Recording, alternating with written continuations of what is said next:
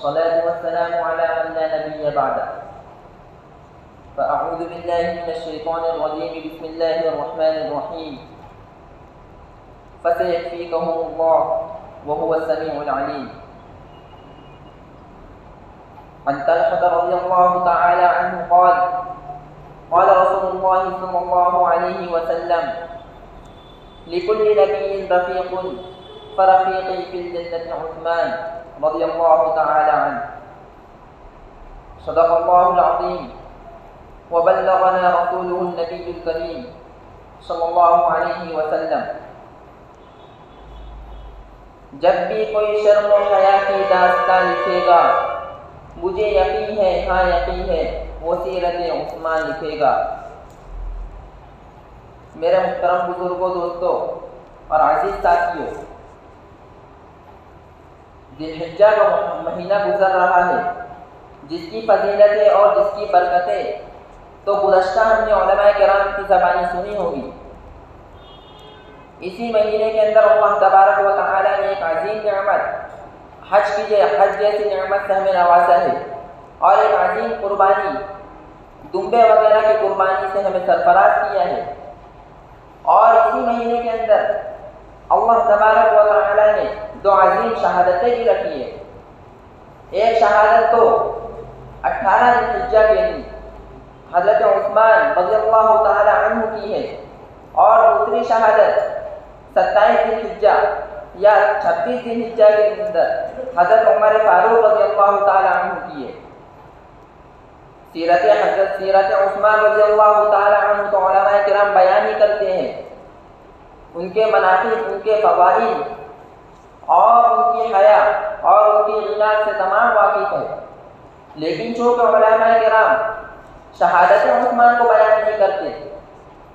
اور جب علماء کرام شہادت عثمان کو بیان نہیں کرتے ہیں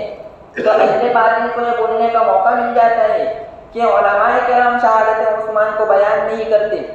اس وجہ سے کہ اگر شہادت عثمان کو بیان کیا جائے گا تو حضرت عثمان رضی اللہ تعالی عنہ کے قاتلین کے اندر صحابہ کرام رضوان اللہ تعالی علیہم اجمعین یا ان کے فرزندان کا نام آ جائے گا. تو اہل باطل اس طرح کے جھوٹے دعوے کرتے ہیں. لیکن حالانکہ میں آپ لوگوں کے سامنے بات بیان کروں گا کہ حضرت عثمان رضی اللہ تعالی عنہ کی شہادت کے اندر، ان کے قاتلین کے اندر نہ ہی کوئی صحابہ کرام رضوان اللہ تعالی علیہم اجمعین ہے اور نہ ہی ان کے کوئی فرزند ہے. اور ہاں قرآن کریم کے اندر ہے کہ اللہ تبارک و تعالی نے فرمایا اولئک هم المؤمنون حقا، کہ صحابہ کرام رضوان اللہ تعالی علیہم اجمعین صرف مومن نہیں ہے بلکہ حقیقی مومن ہے،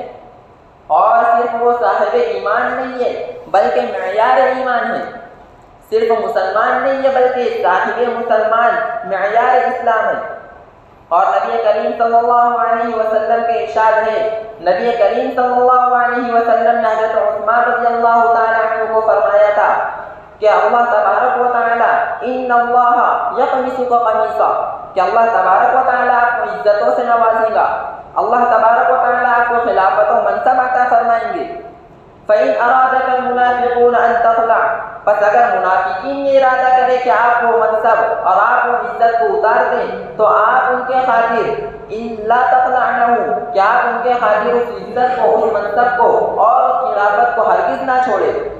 تو نبی کریم صلی اللہ علیہ وسلم کی ارشاد سے یہ معلوم ہو رہا ہے کہ حضرت عثمان رضی اللہ تعالی عنہ کے جو قاتل ہوں گے وہ منافقین ہوں گے. اور قرآن کریم کے اندر یہ بات صاف طور پر واضح ہے کہ اللہ تبارک و تعالی نے صحابہ کرام رضوان اللہ تعالی علیہم اجمعین کو اولئک هم المؤمنون حقا کے خطاب سے نوازا ہے. تو جو حقیقی مومن ہوگا وہ تو ہرگز منافق نہیں ہو سکتا. ہاں حضرت عثمان رضی اللہ تعالی عنہ کے جو قاتلین تھے وہ منافقین تھے، اور ان منافقین کے اندر سب سے بڑھ چڑھ کر جس نے حصہ لیا وہ عبداللہ ابن سبا تھا.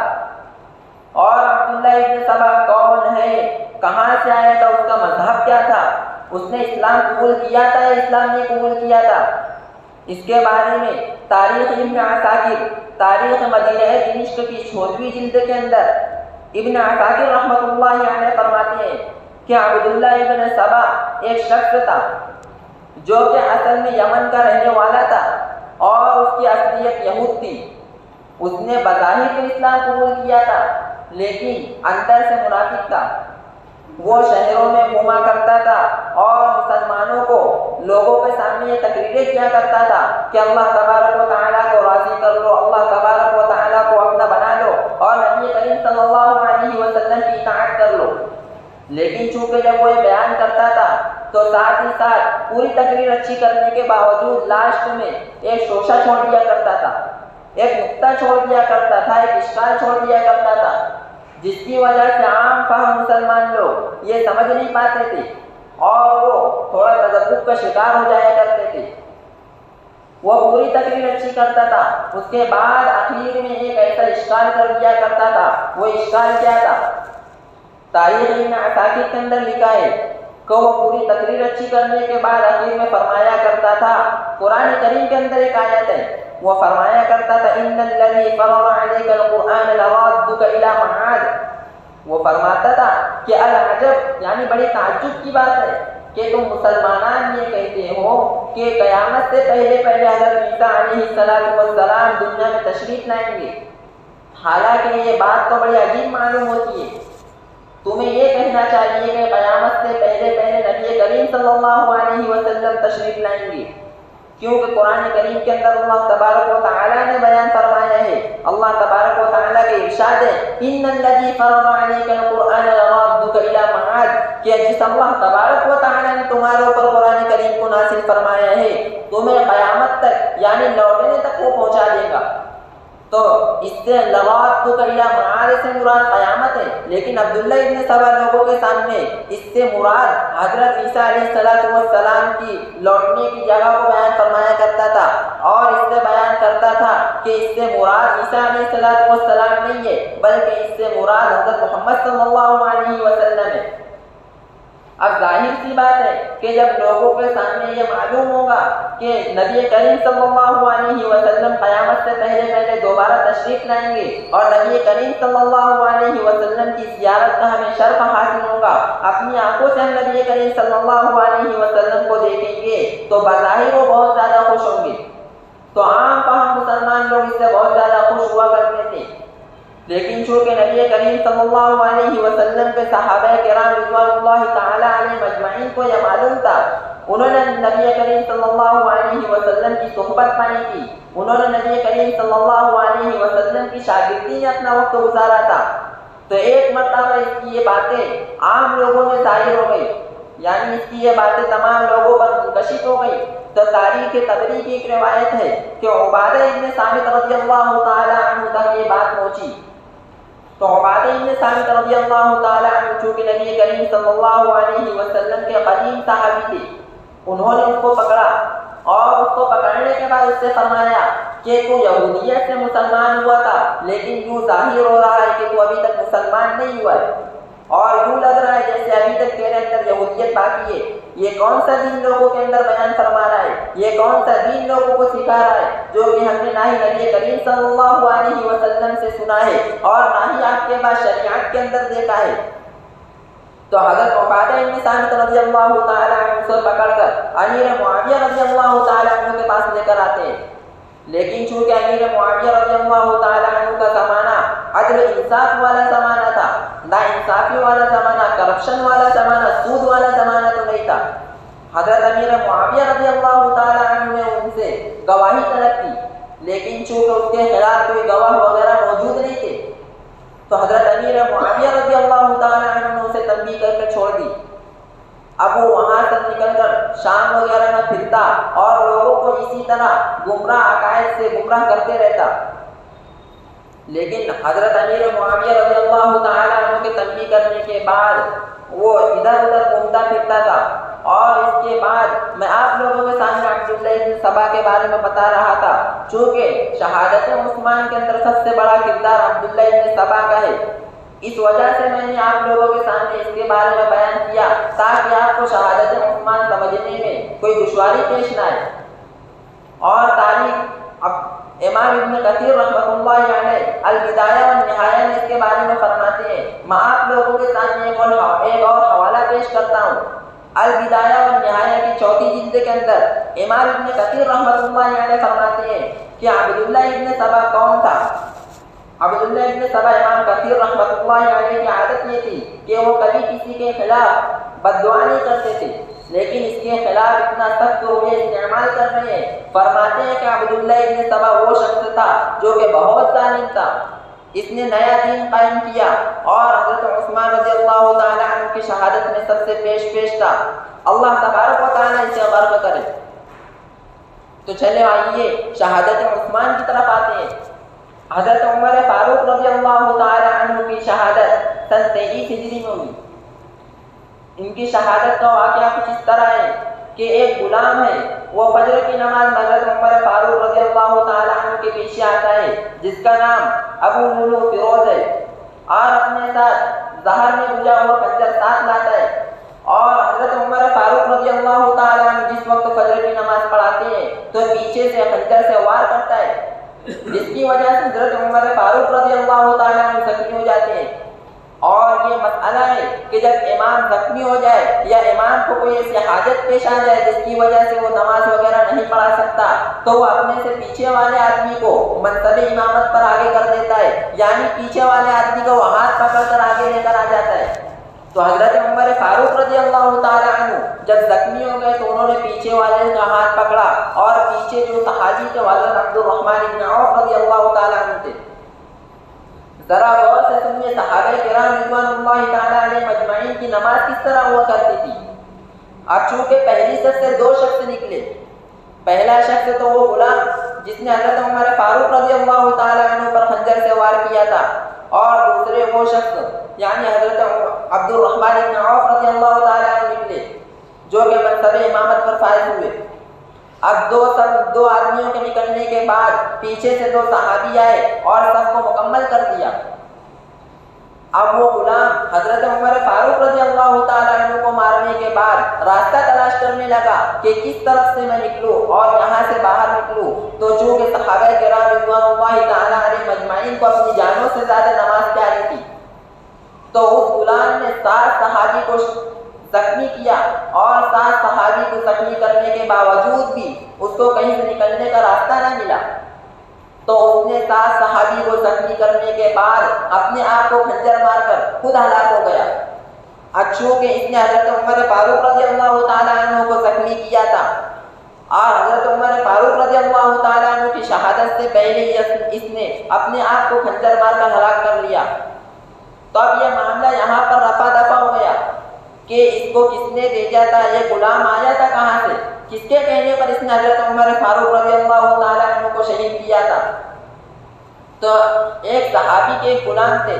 جنہیں کچھ نہ کچھ خبر تھی، تو حضرت عثمان رضی اللہ تعالیٰ عنہ کی خلافت کے اندر جب حضرت عثمان رضی اللہ تعالیٰ عنہ منصب خلافت پر متمکن ہوئے تو ان کی خلافت کے زمانے میں شروع زمانے میں ایک صحابی رضی اللہ تعالیٰ عنہ کے ایک غلام کو کچھ نہ کچھ خبر تھی کہ اس غلام کو کس نے بھیجا تھا۔ تو ایک مرتبہ حضرت عثمان رضی اللہ تعالیٰ عنہ کی دارالخلافت میں ایک مرتبہ ایسی بات چیت کے درمیان اس غلام نے حضرت عبید اللہ ابن عمر حضرت عمر رضی اللہ تعالیٰ عنہ کے فرزند کے سامنے یہ بات کہی۔ تو حضرت عبید اللہ بن عمر رضی اللہ تعالیٰ عنہ نے سنا کہ حضرت عمر رضی اللہ تعالیٰ عنہ کے قاتلین کے اندر یہ بھی شامل تھے، تو انہوں نے غصے میں آ کر اس کی گردن بھی اڑا دی۔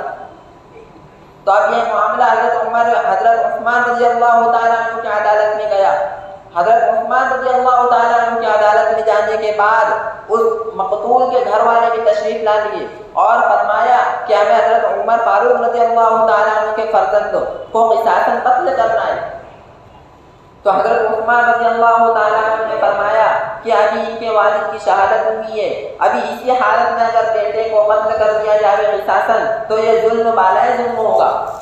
تو حضرت عثمان رضی اللہ تعالیٰ عنہ نے کچھ وقت کی مدت مانگی اور فرمایا کہ میں اس معاملے کو جان لوں کہ یہ معاملہ ہے کیا۔ تو حضرت عثمان رضی اللہ تعالیٰ عنہ نے حضرت عبید اللہ بن عمر رضی اللہ تعالیٰ عنہ سے پوچھا کہ بھتیجے یہ معاملہ کیا ہے، تو نے اس شخص کو قتل کیوں کیا؟ تو عبید اللہ بن عمر رضی اللہ تعالیٰ عنہ فرمانے لگے کہ وہ شخص ایسی بات کر رہا تھا، میرے باپ کے مقتولین میں میرے باپ کے قاتلین میں اس شخص کا بھی ہاتھ تھا۔ تو حضرت عثمان رضی اللہ تعالیٰ عنہ نے فرمایا کہ تو نے اس مسلمان کو قتل کر دیا ہے، اس کے گھر والے آئے ہیں۔ تو حضرت عبید اللہ بن عمر رضی اللہ تعالیٰ عنہ نے فرمایا کہ میں جانتا ہوں کہ وہ مسلمان ہے، میں نے اس کو کافر سمجھ کر قتل نہیں کیا ہے، میں تو صرف اس وجہ سے اس کو قتل کیا ہے کہ اس کو میرے باپ کے قاتلین کے بارے میں معلوم تھا اور وہ میرے باپ کے قاتلین میں تھا۔ تو حضرت عثمان رضی اللہ تعالیٰ عنہ فرماتے ہیں کہ اے بھتیجے، اے کاش کہ تو آج جلد بازی نہ کرتا تو ہم امیر المؤمنین رضی اللہ تعالیٰ عنہ کے قاتلین تک پہنچ جاتے، لیکن تیری آج اس جلد بازی کی وجہ سے ہم قاتلین تک نہیں پہنچ پائے۔ اور حضرت عثمان رضی اللہ تعالیٰ عنہ ساری زندگی یہ کہتے رہے کہ کاش بھتیجے تو اس وقت جلد بازی نہ کرتا تو ہمیں معلوم ہو جاتا کہ امیر المؤمنین کے قاتلین کون تھے۔ لیکن تاریخ نے کچھ نہ کچھ اشارہ دیا ہے کہ حضرت عمر فاروق رضی اللہ تعالیٰ عنہ کے قاتلین یعنی ابو فیروز دولو اس کا یارانہ عبداللہ ابن سبا سے ملتا ہے۔ اب عبداللہ ابن سبا حضرت عثمان رضی اللہ تعالیٰ عنہ جب عبداللہ ابن سبا سے ملتا ہے تو تاریخ نے اس کو کھلم کھلا بیان نہیں کیا ہے، بس ایک اشارہ دیا ہے۔ حضرت عمر فاروق رضی اللہ تعالیٰ عنہ کی جب شہادت ہوتی ہے تو اس وقت اسلام کا پرچم 22 لاکھ مربع میل پر لہراتا ہے، لیکن جس وقت حضرت عثمان رضی اللہ تعالیٰ عنہ کی شہادت ہوتی ہے تو اس وقت اسلام کا پرچم 44 لاکھ مربع میل پر لہراتا ہے۔ اور حضرت عثمان رضی اللہ تعالیٰ عنہ کی حکومت کے اندر 8 صوبے تھے، جن کے اندر سے 4 صوبے تو جزیرۃ العرب کے تھے اور 4 صوبے وہ 2 مشرق کے تھے اور 2 مغرب کے تھے۔ 4 صوبے جزیرۃ العرب کے تو وہ مکہ، مدینہ اور یمن اور بحرین تھے۔ مکہ مکرمہ کے اندر تو چونکہ فوجی چھاؤنی قائم کرنے کا سوال نہیں پیدا ہوتا، کیونکہ مکہ مکرمہ کے اندر تو چونٹی وغیرہ مارنا بھی حرام ہے، اور مدینہ منورہ چونکہ دارالخلافت تھی تو اس وجہ سے دارالخلافت کے اندر تو تمام امن و پرامن معاملہ تھا، اور بحرین اور یمن کا بھی معاملہ اسی طرح تھا۔ لیکن جو 4 صوبے اور تھے، 2 قوم سے مشرق کے کوفہ اور بصرہ، تو وہاں پر فوجی چھاؤنیاں تھیں، اور 2 مغرب میں دمشق اور مصر، یہاں پر بھی فوجی چھاؤنیاں تھیں۔ اس وجہ سے کہ یہ 4 صوبے بلاد کفار یعنی کفار کے شہر سے ایک دم ملتے جلتے تھے، تو یہاں پر فوجی چھاؤنیاں قائم کرنے کا ارادہ بھی تھا اور فوجی چھاؤنیاں قائم کرنے کے لیے حامی بھی تھے۔ تو کوفہ کے گورنر چونکہ ابو موسیٰ اشعری رضی اللہ تعالیٰ عنہ تھے، اور بصرہ کے گورنر ولید بن عقبہ، اور دوسرے دمشق کے عمرو بن العاص رضی اللہ تعالیٰ عنہ تھے۔ دمشق کے حضرت امیر معاویہ رضی اللہ تعالیٰ عنہ تھے، اور مصر کے عمرو بن العاص رضی اللہ تعالیٰ عنہ تھے۔ تو حضرت عثمان رضی اللہ تعالیٰ عنہ کے زمانے میں 6 سال تک تو پرامن معاملہ چلتا رہا، یعنی ہر ایک حضرت عثمان رضی اللہ تعالیٰ عنہ سے خوش تھا، اپنے بھی خوش تھے اور غیر بھی خوش تھے۔ لیکن 6 سال کے بعد حضرت عثمان رضی اللہ تعالیٰ عنہ نے بصرہ کے اور مصر کے گورنر کو تبدیل فرمانے کا ارادہ کیا۔ تو بصرہ کے اندر حضرت عثمان رضی اللہ تعالیٰ عنہ نے ولید بن عقبہ کو اور دوسرے حضرت ابو موسیٰ اشعری رضی اللہ تعالیٰ عنہ کی جگہ پر عبداللہ ابن ابی سر کو، اور مصر کے اندر عبداللہ ابن عامر رضی اللہ تعالیٰ عنہ کو عمرو بن العاص کی جگہ پر لگایا۔ تو چونکہ عبداللہ ابن سبا کو کوئی مدعا نہیں مل رہا تھا حضرت عثمان رضی اللہ تعالیٰ عنہ کے خلاف بولنے کا، تو اب جہاں پر حضرت عثمان رضی اللہ تعالیٰ عنہ کے خلاف ایک مدعا مل گیا تو وہ لوگوں کے اندر بیان کرنے لگا کہ حضرت عثمان رضی اللہ تعالیٰ عنہ نے اپنے رشتہ داروں کو منصب خلافت پر قائم کر دیا ہے، منصب گورنری پر اپنے رشتہ داروں کو لگا دیا ہے، اور امیر الوقت اور وقت کے حاکم کو یہ اختیار ہوتا ہے کہ وہ چاہے جسے منصب دے دے اور چاہے جسے منصب سے معزول کر دے۔ تو حضرت عثمان رضی اللہ تعالیٰ عنہ کے خلاف وہ تمام لوگوں میں یہ چرچا کرتا رہا کہ حضرت عثمان رضی اللہ تعالیٰ عنہ کی خلافت ہے یا ان کی فیملی ہے کہ وہ ہر طرح جس طرف چاہے اپنے رشتہ داروں کو تعین کر رہے ہیں اور جس طرف سے چاہے معزول کر رہے ہیں۔ تو حضرت عثمان رضی اللہ تعالیٰ عنہ کی یہ بات کہ اپنے رشتہ داروں کو منصب گورنری پر قائم کرنا، اس کی دلیل میں قرآن کریم سے دیتا ہوں کہ اللہ تبارک و تعالیٰ سے حضرت موسیٰ علیہ السلام نے اپنے بھائی کے لیے نبوت کا منصب طلب کیا تھا، اور اللہ تبارک و تعالیٰ سے جب منصب طلب کرنا جائز ہے تو کیوں کہ حضرت عثمان رضی اللہ تعالیٰ عنہ کے لیے جائز نہیں ہوگا؟ کہ حضرت عثمان رضی اللہ تعالیٰ عنہ نے اپنے رشتہ داروں کو وہاں پر تعین کیا تو اس وجہ سے کہ ان کے اندر وہ صلاحیت تھی. اور حضرت موسیٰ علیہ السلام نے حضرت ہارون علیہ السلام کے لیے جو نبوت کا منصب طلب کیا تھا تو وہاں پر بھی صلاحیت کی بنا پر نبوت کے منصب کو طلب کیا گیا تھا. کہ حضرت موسیٰ علیہ السلام نے فرمایا قال رب اشرح لي صدري ويسر لي امري واحلل عقدة من لساني يفقهوا قولي کہ اللہ تبارک و تعالیٰ مجھے شرح صدر عطا فرما اور میرے لیے معاملے کو آسان فرما اور میری زبان کی گرہ کو کھول دیجیے. اور پھر فرمایا ہارون اخی اشدد به اذری کہ اللہ تبارک و تعالیٰ میرا بھائی مجھ سے زیادہ فصاحت کلام ہے یعنی مجھ سے زیادہ بہترین بات کرتا ہے تو اے اللہ تو اسے بھی نبوت کے منصب سے سرفراز فرما. تو یہاں پر حضرت ہارون علیہ السلام چونکہ باصلاحیت تھے حضرت موسیٰ علیہ السلام کی بنسبت فصاحت کلام سے یعنی بہت زیادہ فصاحت تھی ان کی زبان میں تو حضرت موسیٰ علیہ السلام نے اللہ تبارک و تعالیٰ سے ان کے لیے منصب کو طلب کیا. تو یہاں پر حضرت عثمان رضی اللہ تعالیٰ عنہ نے اپنے رشتہ داروں کو جو منصب پر تعین کیا تھا تو ان کے اندر بھی بہت زیادہ صلاحیتیں تھیں. اگر آپ کو ان کی صلاحیتوں کو دیکھنا ہو تو غزوہ ذات الصوارم دیکھ لیجیے جو حضرت امیر معاویہ رضی اللہ تعالیٰ عنہ کی خلافت کے اندر شام کے اندر پیش آئی. یہ غزوہ سمندر میں پیش آیا اور اس کے اندر تمام صحابہ کرام رضوان اللہ تعالیٰ علیہ مجمعین نے عبداللہ ابن ابی سر رضی اللہ تعالیٰ عنہ کے یعنی ان کے قائدانہ حمیت کے اندر اس جنگ کو لڑا اور 1800 قیصر روم کے 1800 جہاز کو شکست دیا. صحابہ کرام رضوان اللہ تعالیٰ علیہ مجمعین فرماتے ہیں کہ ہم فجر کی نماز میں جب وضو کرنے کے لیے سمندر میں ہاتھ ڈال رہے تھے تو اس وقت خون نظر آ رہا تھا. اتنی بڑی فوج کو حضرت عبداللہ ابن ابی سر رضی اللہ تعالیٰ عنہ کی قائدانہ صلاحیت کے مطابق فتح کیا گیا, شکست دی گئی. تو ان کی صلاحیتوں کے مطابق ان کو بھی وہ عہدہ دینا چاہیے تھا. تو عبداللہ ابن سبا اس کے اوپر اشکال کرتا رہا اور شہروں میں گھوم کر لوگوں کو یہ بھڑکاتا رہا کہ حضرت علی رضی اللہ تعالیٰ عنہ, حضرت طلحہ ابن زبیر رضی اللہ تعالیٰ عنہ بھی حضرت عثمان غنی رضی اللہ تعالیٰ عنہ کی خلافت کے منکر ہے. یعنی وہ دن میں یہ کہہ رہے ہیں کہ حضرت عثمان رضی اللہ تعالیٰ عنہ کو خلافت سے ہٹا دیا جاوے اور تم لوگ کچھ کرو, ہم لوگ مدینہ میں پھنس گئے. اس طرح کے جھوٹے دعوے وہ لوگوں میں پھیلاتا رہا. چونکہ وقت بہت کم ہے, آئندہ کبھی انشاءاللہ تبارک و تعالیٰ پھر موقع ملا تو آپ لوگوں کے سامنے پورے حضرت عثمان رضی اللہ تعالیٰ عنہ کی شہادت کا واقعہ مفصل طور پر بیان کیا جائے گا. لیکن حضرت عثمان رضی اللہ تعالیٰ عنہ کی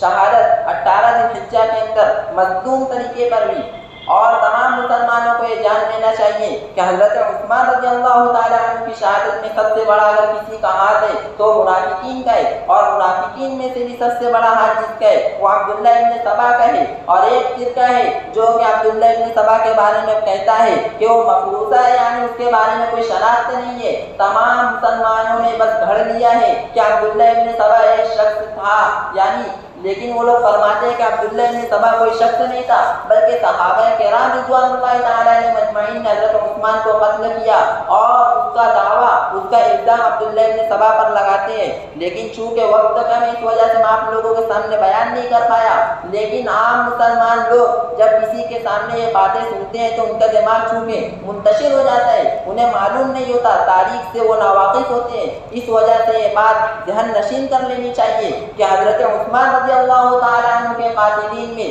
نہ ہی کوئی صحابہ ہے اور نہ ہی کوئی صحابہ کے فرزند ہے, بلکہ عبداللہ ابن سبا نے حضرت عثمان رضی اللہ تعالیٰ عنہ کو قتل کیا ہے. اور چونکہ حضرت عثمان رضی اللہ تعالیٰ عنہ کی شہادت کی نبی کریم صلی اللہ علیہ وسلم نے پیشن گوئی کی تھی. حضرت عثمان رضی اللہ تعالیٰ عنہ کی شہادت سے ایک دن پہلے نبی کریم صلی اللہ علیہ وسلم ان کے خواب میں آئے اور نبی کریم صلی اللہ علیہ وسلم نے فرمایا عثمان کل کی افطاری آپ کی ہمارے ساتھ ہوگی.